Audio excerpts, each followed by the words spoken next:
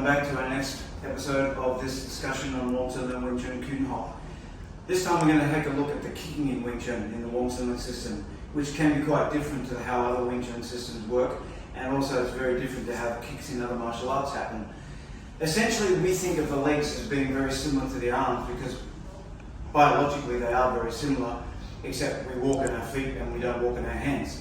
But if you think of the kick in the science that we apply as being like when the hands are beside the body rather than in a guard, if I have to punch from here, it doesn't make sense to bring my hand up and then send the punch out. That would literally be two movements.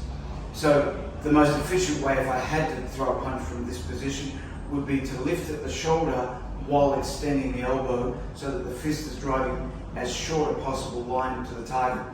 It's a term I coined years ago when I wrote my first edition of my original book. I described it as a diagonally straight line. Sounds a bit weird, but it does describe it very, very well. In terms of the kick, the feet are on the ground all the time. I can't walk around with my feet off the ground. So my foot is always going to start on the floor.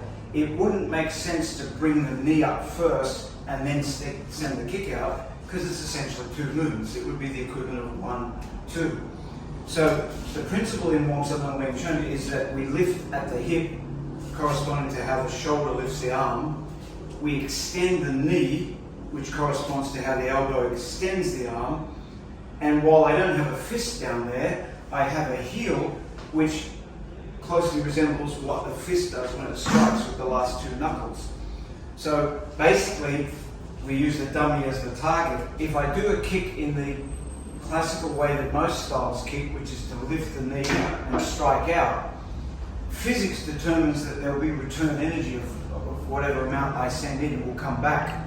So if I'm kicking by chambering the leg and kicking, the result is always going to be some of that's going to come back and affect me. But if I kick by lifting and driving forward at the same time, the power is transferred either into the target, which is the dummy, or into the floor. It doesn't affect my structure. And a little experiment to check that you're doing the kick properly is to make sure that you're rotating the kick inside the hip. Because if you don't, if you just swing your leg up, and we'll measure this now very accurately, that's the full reach of my leg. And I'm holding the dummy so you can see I'm not doing any trickery.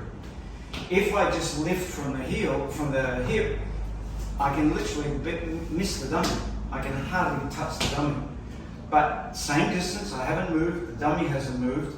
If I turn my hip, or the leg bone in my hip, now it not only reaches, but it reaches with power.